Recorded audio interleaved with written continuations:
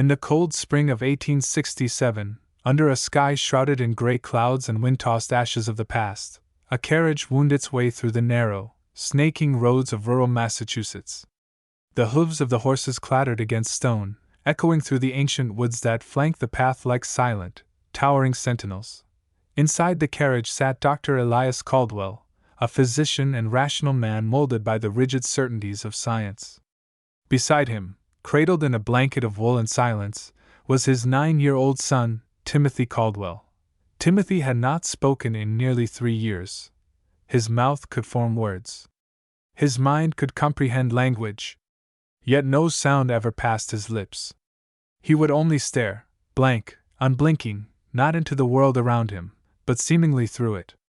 Since the death of Elias's wife, a tragedy lost to fire and circumstance in Boston, Timothy had withdrawn into something that no doctor, priest, or psychologist could explain. Every institution had tried.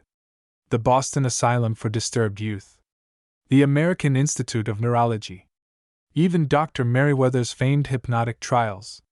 All failed. Elias, once a man of cold logic and reason, had begun to question the very fabric of truth itself, and now he had come to Ashcroft Hollow. Ashcroft Hollow was not on most maps. It was a place whispered about in letters and rumors, spoken only in the kind of quiet dread reserved for ghost stories and folklore. Nestled deep in the Berkshire Mountains, it was a village long removed from time, founded in the late 1600s by Puritan settlers fleeing what they called the touch of the ancient breath.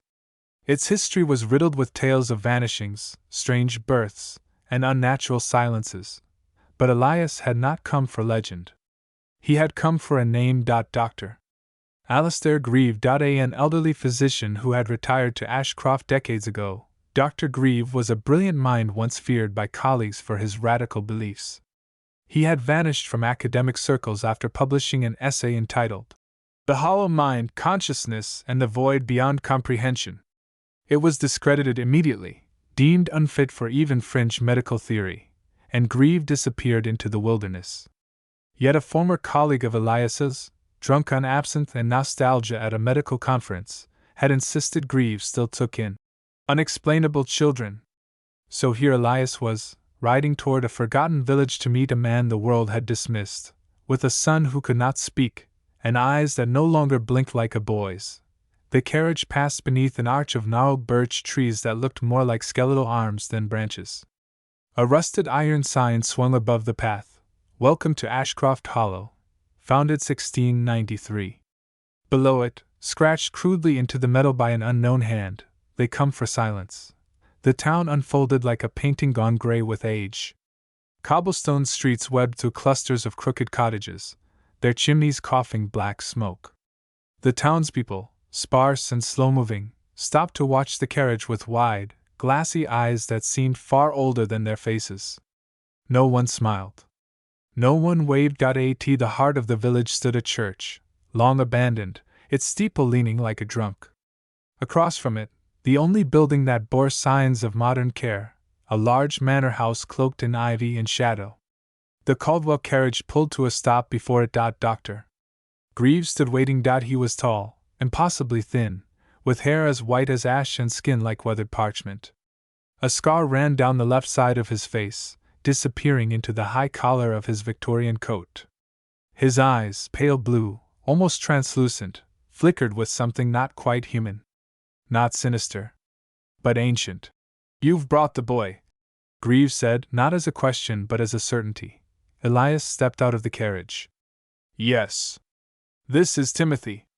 Timothy did not move. He sat still as stone, eyes fixed on the church steeple across the square. "Come," said Grieve, his voice dry as pages. "The house is prepared." They entered the manor through tall oak doors carved with symbols Elias did not recognize. The foyer smelled of cedar, candle wax, and something older, the scent of earth turned under moonlight.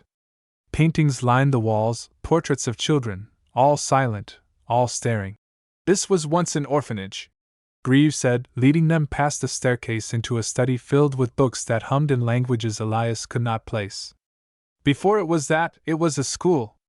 Before that, a sanatorium. This house has always held, Those who need understanding. Elias looked around uneasily. Do you believe you can help him? No, said Grieve plainly. But I believe he can help himself. If he is permitted to speak on his own terms. He doesn't speak at all. That is what you believe. But you misunderstand silence. Here, silence is not absence. It is presence. Elias didn't reply. He was a man of rationalism, but the rational world had failed him. Timothy was taken to a room on the second floor, overlooking the decaying church. There was no bed. Only a chair, a table, and a mirror. The walls were bare, except for a single painting, a boy standing in a forest, his mouth sewn shut, yet his eyes screaming with sound. That night, as Elias tried to sleep in the guest quarters, he heard footsteps in the hallway. Slow.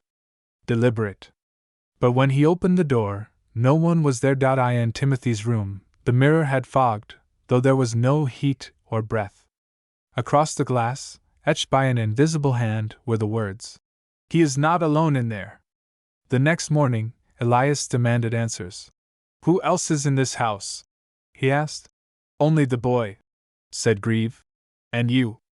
"I do not count myself among the living," Grieve replied cryptically. That day, Timothy sat at the table, staring into the mirror. Hours passed. No food. No movement. Then, at twilight, his eyes blinked, once, and in the corner of the mirror, the shadow of another child appeared behind him. A girl. Pale. Eyes like black pearls. Lips moving soundlessly. Elias saw it too. But when he rushed in, the girl was gone. Only Timothy remained. And he was smiling, faintly, for the first time in 3 years. "I saw her too," Elias whispered. Grieve nodded. "There are things science cannot dissect.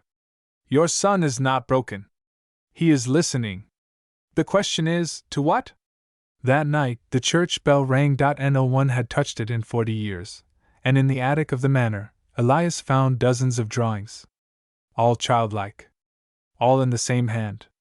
All of the same boy, Timothy, but these drawings were old. Yellowed. Some dated as far back as 1803. And one of them showed Timothy standing in front of the church, holding the hand of a girl, the same girl Elias had seen in the mirror. The same girl who had died in 1812. Her name was Margaret Ashcroft, and beside her name in the parish record, in faded ink, were 3 words: "The first listener." Elias returned to his son's room, shaken. Timothy now stood before the mirror. His hand was against the glass. The fog had returned. And etched across it, in childish handwriting, "He's almost ready." The year was 1873. 6 years had passed since Timothy Caldwell's silent birth. 6 years without laughter. 6 years without illness. 6 years where something under the surface of the Caldwell farm had been shifting, crawling, waiting. It began subtly, as most horrors do. The air in Timothy's room turned still, unnaturally so. Not stale. Not damp. But lifeless. Even the curtains didn't move when the wind howled through broken panes in the rest of the house. It was as if the room had become a sealed box, a vault. Mrs. Caldwell noticed it first. She was standing by the boy's cradle, now long abandoned for a small bed. Timothy hadn't used it for sleep in weeks. Instead, he stood motionless in the corner at night, staring at the floor, eyes wide and unblinking. When she asked him why he wouldn't lie down, Timothy replied, "Because I can hear the knocking when I do." She didn't understand what he meant at first, but she would. The strange marks in early spring, Timothy's skin began to change. Not with bruises or rashes, there was no redness, no swelling. But his flesh began to lose its density. When his mother pressed her fingers into his arms or shoulders, they sank too far, like dough. And yet no pain. No bruising. No resistance. His father, a stern and skeptical man, dismissed it as weakness. "The boy needs sun," he muttered. "He's just soft like his mother." But the village physician, Dr. Joseph Harrow, returned after years of absence to see Timothy again. He hadn't forgotten what he'd seen on the day of Timothy's birth, and something had been clawing at the back of his mind since. When he examined the boy's back under candlelight, the doctor grew pale. Not because of a wound, but because of a pattern. There were indentations, not visible to the eye, but felt beneath the skin. Shallow ridges and shapes too precise to be bone. They curved and looped, forming spirals, lattices, and ancient, mathematical angles. "Do they hurt?" the doctor asked. Timothy only smiled, a small tight curve of his lips, and whispered, "They itch when they move." The DREMS that same week, Mrs. Caldwell began to hear her son speaking in his sleep. But the language was foreign, not Latin, not Greek, not even human. It was a string of wet, clicking sounds. Like beetles colliding in a jar. Like teeth chattering underwater. It made her ears ache and her stomach churn. Once, she leaned in too close. And when she did, Timothy stopped speaking and opened his eyes, wide, pitch black, and glassy. "You mustn't listen too long, Mama," he said gently. "They might mistake you for one of them." She never told her husband. Instead, she went to the church. But the priest would not see her. She knocked and knocked, yet the doors remained closed. The next day, she found the church abandoned, the candles snuffed, and a note left behind. "The child is not a child. He has something beneath him, and it listens." The crawling sound at night, the sounds began. Beneath the floorboards. Beneath the bed. A sound like shifting gravel, like bones rubbing against burlap. Timothy didn't react. He would sit still, upright in his chair in the corner of his room, staring at nothing. When his mother asked him what the noise was, he simply replied, "It's them, trying to come through." "Through what?" she asked. "The place where I cracked," he said, tapping his chest with two small fingers. "There's a hole. It's where they put me in." Mrs. Caldwell wept that night. Her husband finally took notice when the family's hunting dog, Jasper, began to act strange. It barked endlessly at Timothy's room. It refused to eat. Then, one morning, Jasper was gone. Only its collar remained, soaked in black bile, resting neatly on Timothy's pillow. The doctor returned. Harrow came back once more, this time with a scalpel and several men from the university in Burlington. Men of science. Men of facts. They brought with them strange instruments, measuring tools, tuning forks, heavy masks, and cloth straps.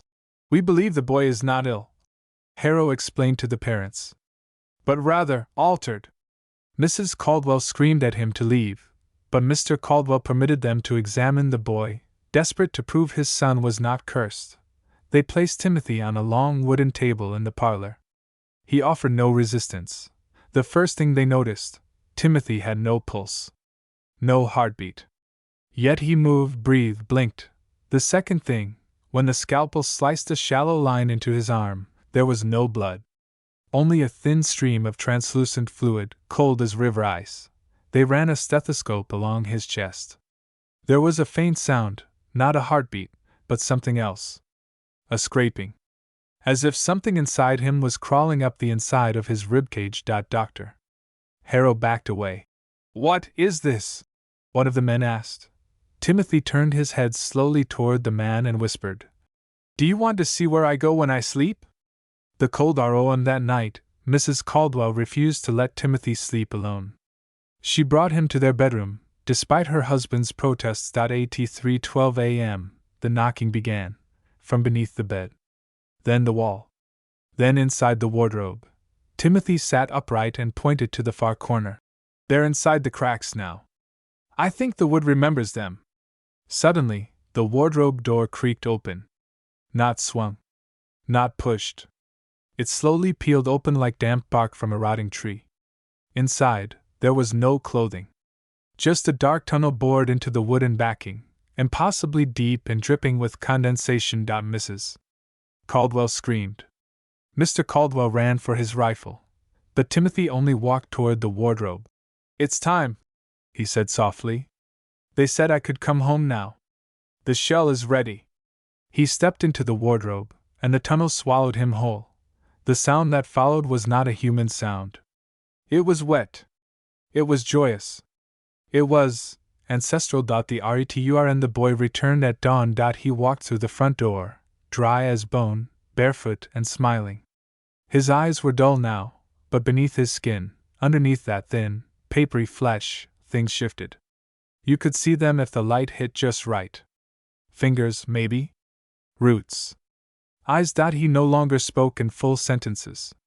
Just one phrase. I am hollow, and I am filled. Mrs. Caldwell stopped speaking.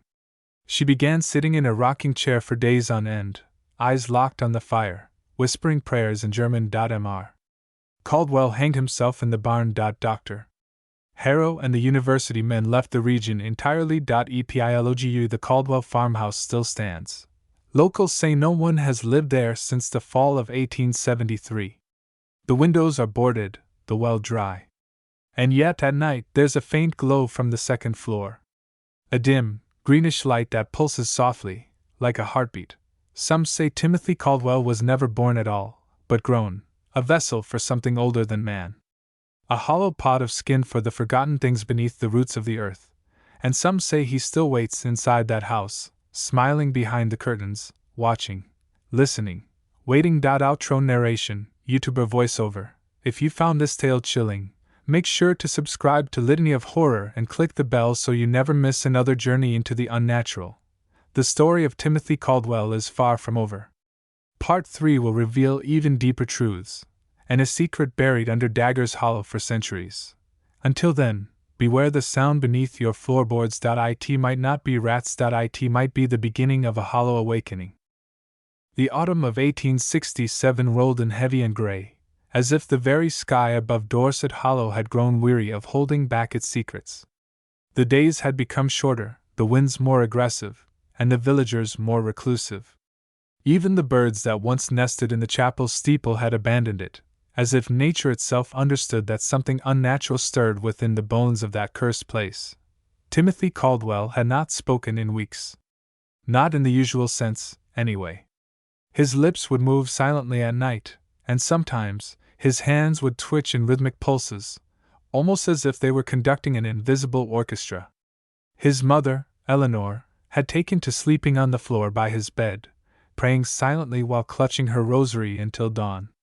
His father, Thomas, who had once been a man of iron discipline and logic, now lingered at the foot of the stairs most evenings, clutching his hunting rifle, as though expecting someone, to come up from the cellar.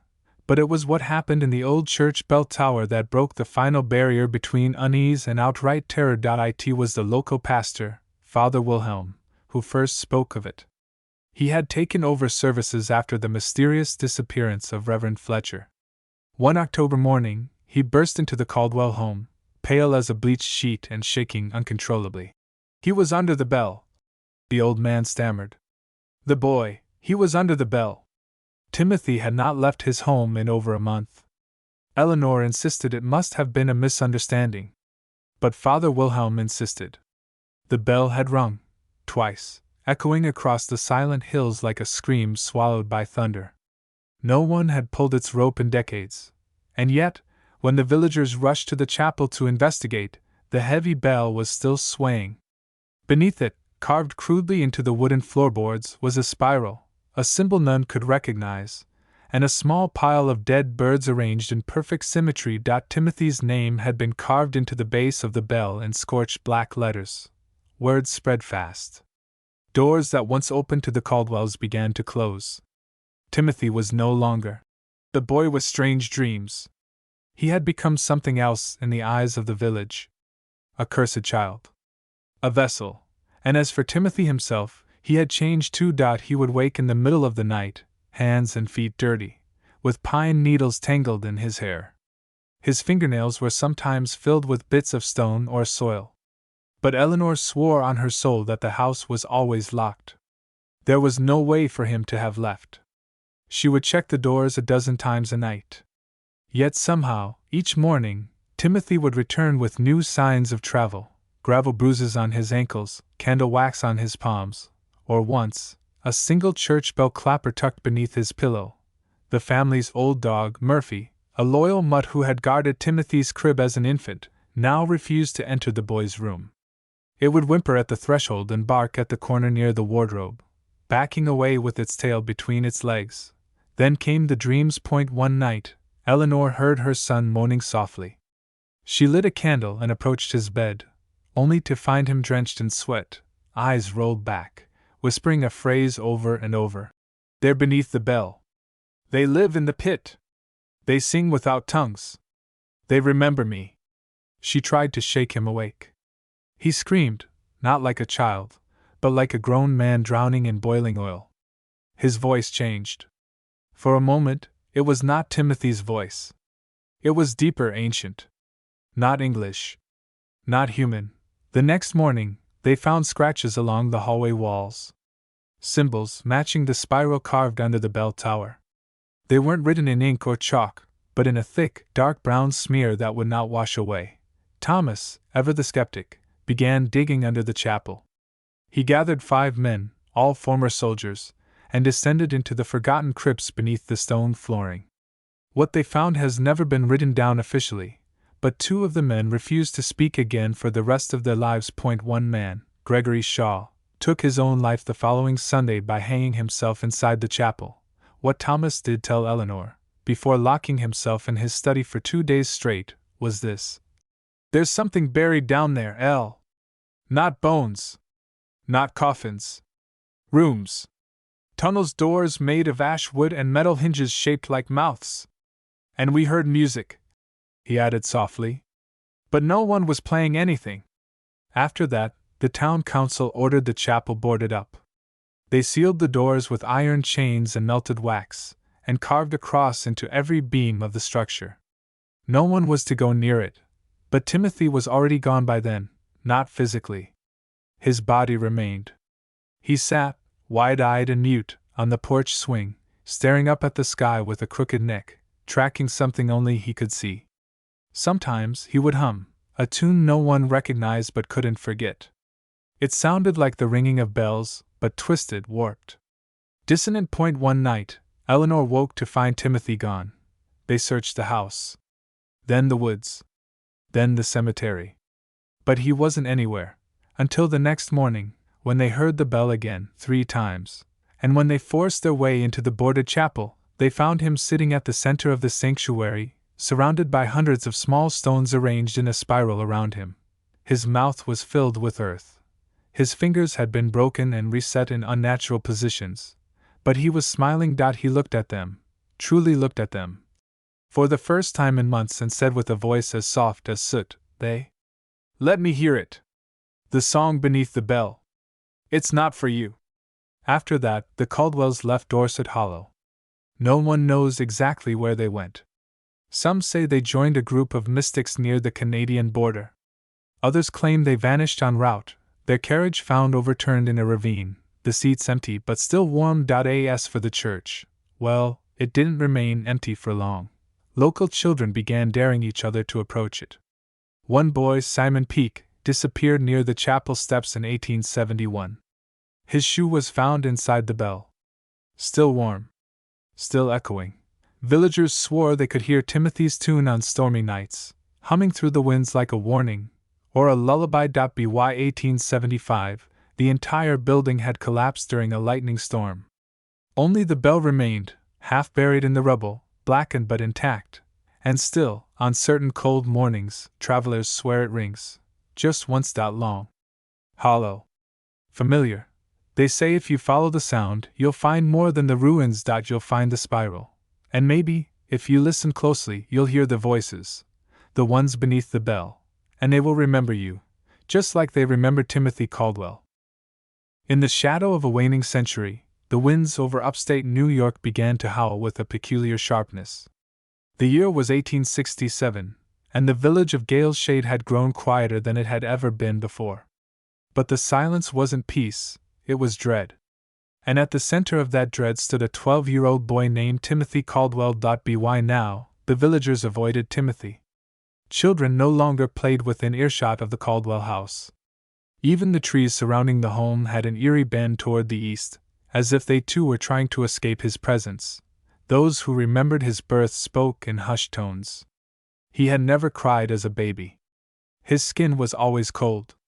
And most unsettling of all, no matter what angle you looked at him from, his eyes seemed to be looking directly at you. In the last chapter of our tale, we witnessed how Timothy's very existence defied the laws of nature. He had not aged like other boys. His voice remained monotone. Animals grew restless around him.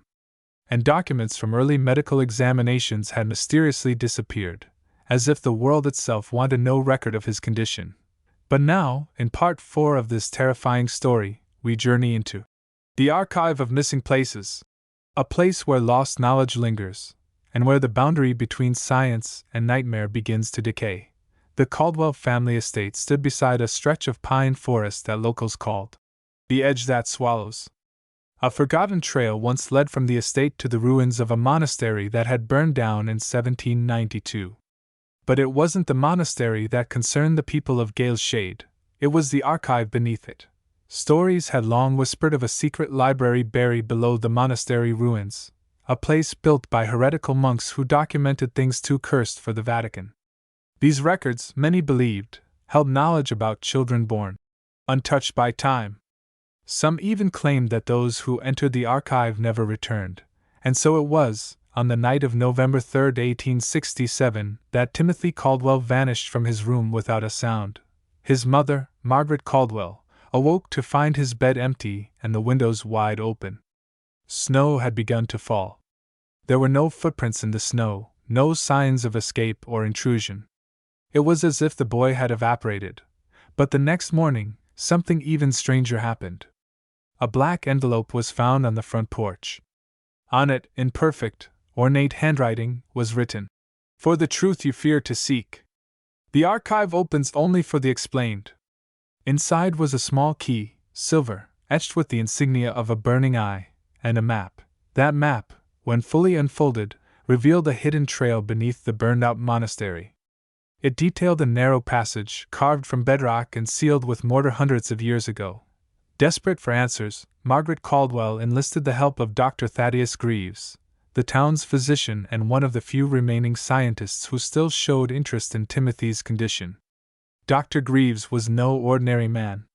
He had studied anomalous biology in Prussia, had investigated the mirror twins of Vienna, and had once published a controversial essay titled, "When Evolution Skips the Soul." Together, they followed the map. They arrived at the ruins at dusk. The air was heavy with cold mist, and the blackened stone of the monastery smelled faintly of sulfur. Beneath a fallen altar, exactly as the map had promised, was a trapdoor, reinforced iron, chained and bolted from the inside. But the silver key slid into a hidden groove beside the door, and with a violent hiss, it unlocked. They descended into a place untouched by light. The archive of missing places was not a library in the traditional sense. It was a massive cavernous hall, lit by phosphorescent moss that pulsed gently on the walls. Shelves rose 50 feet into the air, carved from bone-colored stone and lined with books bound in materials Margaret dared not identify. But the most terrifying part? The archive knew they were there. Books began to shuffle on their own. Lights flickered in unnatural rhythms. Sounds, like whispers, sobs, and soft scratching, echoed from deep corridors. The scent of old ink and something fouler filled the air. The center of the archive was a single desk, and on that desk was a ledger. Its title, "Subjects Misplaced by God." They opened the ledger. There, written in red ink that still shimmered freshly, was Timothy Caldwell's name. Beside it, a single note. "The boy is not one. He is many." Dr. Greaves recoiled in horror. The note was dated 141 years before Timothy was born. Over the next few hours, Margaret and the doctor scoured the archive. They found entries on similar children, boys and girls born throughout history, often in different countries and centuries, all with similar features: slow aging, absence of emotion, disruption of electrical fields, and the ability to appear in dreams. One entry read, 1121, Anatolia, the girl who disappeared into the mirror and returned with frostbite on her bones. Another, 1638, Bavaria, the boy who never blinked. The town he lived in is no longer found on any map. And finally, 1867, New York, Timothy Caldwell. Subject exhibits fragmentality. Not singular. Archive retrieval scheduled upon awakening. As they read those final lines, the walls of the archive began to shift. Doors vanished. The path behind them was gone. And then, they heard footsteps, not one set. Hundreds, coming from every direction. The doctor grabbed Margaret's hand and whispered, "They're not footsteps, they're heartbeats." From the mist, dozens of childlike figures began to emerge. All looked slightly different, yet shared the same cold gaze, identical to Timothy's. Some were missing limbs. Others were transparent. A few floated inches off the ground. And all of them whispered in perfect unison, "We are Timothy!" Margaret's mind shattered at the sight. But Dr. Greaves, ever the scientist, held on. He screamed above the voices. "What are you?" One of the Timothys stepped forward. His face melted and reshaped itself into a pale mirror of the doctor's own face. "We are places," it said. "Not people. We are the moments that were erased. The thoughts that were denied. The children that weren't born, but still tried." The boy reached out and touched Margaret's face. She collapsed instantly. When Dr. Greaves knelt to check her pulse, he saw something horrifying. Her memories were unraveling. She had forgotten Timothy's birth. Forgotten her name. Forgotten everything. Her eyes opened, and she smiled. "Where am I?" she asked. "Am I still me?" Then the boy said, "She is archived." Dr. Greaves ran. He didn't know how he escaped. The archive seemed to let him go, or maybe it simply didn't see him as a threat. When he awoke the next morning, he was in the Caldwell estate study, the silver key still clutched in his hand. Margaret was gone. Timothy's bed was still empty. And every map in the house had changed. Places he remembered were no longer there. Towns were missing. Rivers now curved differently. That very morning, Dr. Greaves began writing a 302-page report detailing the archive, Timothy, and the many children like him. But he never finished it, because by the time the final page was ready to be written, Dr. Greaves himself had disappeared. All that remained was a map.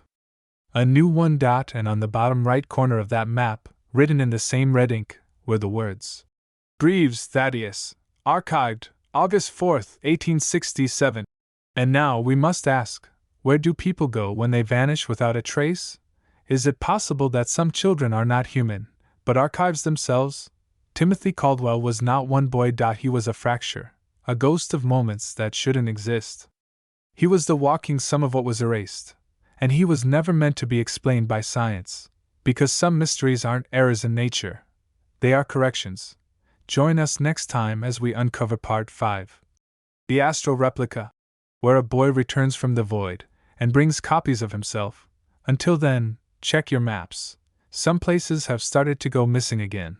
And if you hear footsteps in the night that sound like heartbeats, don't answer. Don't look, because you might just be next. In the year 1867, buried deep within the pines of rural Vermont, the story of Timothy Caldwell has become something of a local legend. A boy not born but discovered, a child whose very presence seemed to bend the rules of nature. We have followed the strange reports from Dr. Alastair Wynne and Father Ezra Mallory. We've watched as the boy was moved to Hollowhurst Asylum for his safety, and the safety of others. In the last part, the staff uncovered writings on the walls in languages no one alive could decipher and witnessed Timothy speaking in voices far older than himself. But tonight we descend further. The corridor behind the sealed iron door is no longer silent. And Timothy is no longer in his bed. The wind that morning howled against the frost-bitten windows of Hollowhurst Asylum. It was December 4th, 1867. Snow covered the earth in stillness, but inside the asylum, chaos was unfolding. Timothy Caldwell, who was always found curled motionless in his cot every morning, was gone. His bed was unmade. The sheets were soaked with a black, viscous fluid no one had ever seen before. It smelled like burnt copper and made the orderlies nauseous just by being near it. His room was ice cold, far colder than the rest of the asylum, and the crucifix that had hung above his bed was shattered on the ground, its wood splintered and blackened as if it had been struck by lightning. No door had been opened. No window shattered. Yet the child was nowhere to be found. Dr. Wynne had warned the others. warned that Timothy was not sick, he was something else. But no one had listened.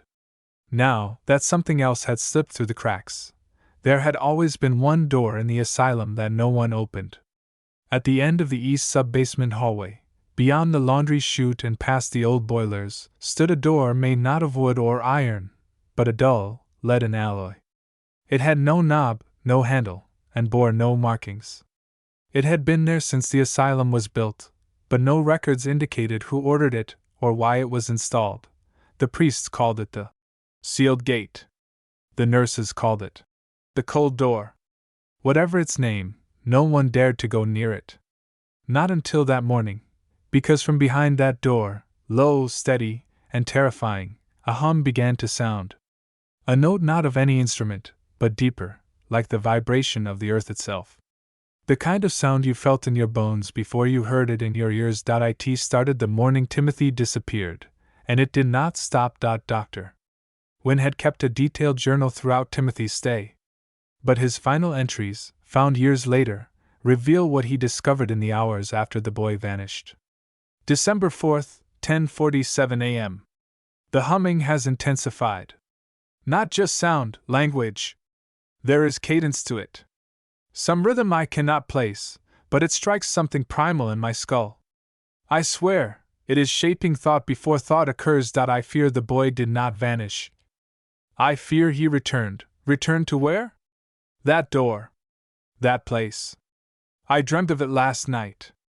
Endless hallways of flesh, eyes opening in the walls, and in the center, Timothy. Floating. Eyes bleeding light. His next entry was unfinished. I followed the trail of black fluid down into the sub-basement. The humming grows unbearable. It isn't behind the door anymore. It's inside me. That's where the page ends. Father Ezra Mallory, determined to end the curse that Hollowhurst had become, descended into the basement alone. He carried only a Bible, a flask of holy water, and a locket that had once belonged to his sister, who'd been among the first to disappear after working with Timothy. The hum worsened the closer he came. The crucifix around his neck burned against his skin. The torches flickered as if gasped upon by 100 invisible mouths. When he reached the leaden door, it was open, not broken. Not forced, just ajar. As if someone, or something, had been let through. Inside was not a room. It was a corridor. Not stone, not brick, but some unknown organic material that pulsed faintly like it breathed. Ezra stepped inside. The corridor seemed to stretch and shift with every step he took. His lantern flickered, casting shadows that didn't match his movement. On the walls were symbols, scratched in as if by claws or fingers, ancient markings identical to the ones Timothy had drawn in his sleep. At the end of the corridor stood a figure. It was the boy. But it wasn't. Timothy floated 2 feet above the ground, eyes shut, mouth moving in silent prayer. Or curse. Around him hovered other shapes, faint outlines of humans with no features, their forms wavering like smoke caught in a draft. When Ezra spoke his name, Timothy's eyes opened, and they were empty. No iris. No soul, just pulsing white, filled with the same rhythmic hum. You should not be here, the boy said, but his mouth did not move. The voice was everywhere. In the walls, in the torchlight, inside Ezra's very bones.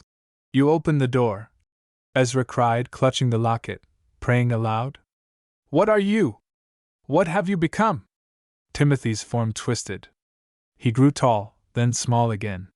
His face aged rapidly, then reverted to youth. As if he were all possible versions of himself in one moment. I am the beginning that came too late, the boy whispered. The sound that predates breath. Then the corridor collapsed. The sub-basement was found in ruin the next morning. The leaden door had resealed itself, but now bore a mark scorched into its surface, a spiral surrounding a child's handprint.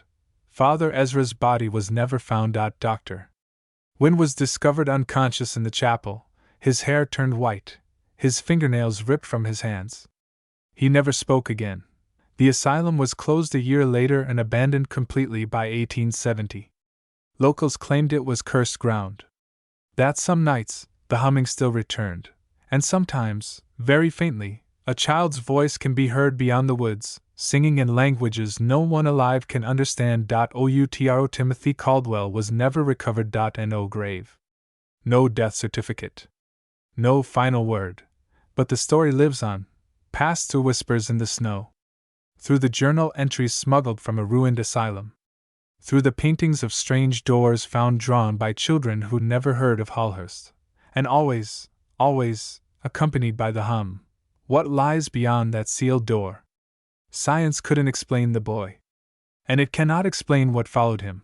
But perhaps some doors should remain shut, not for fear of what may escape, but of what might be welcomed in.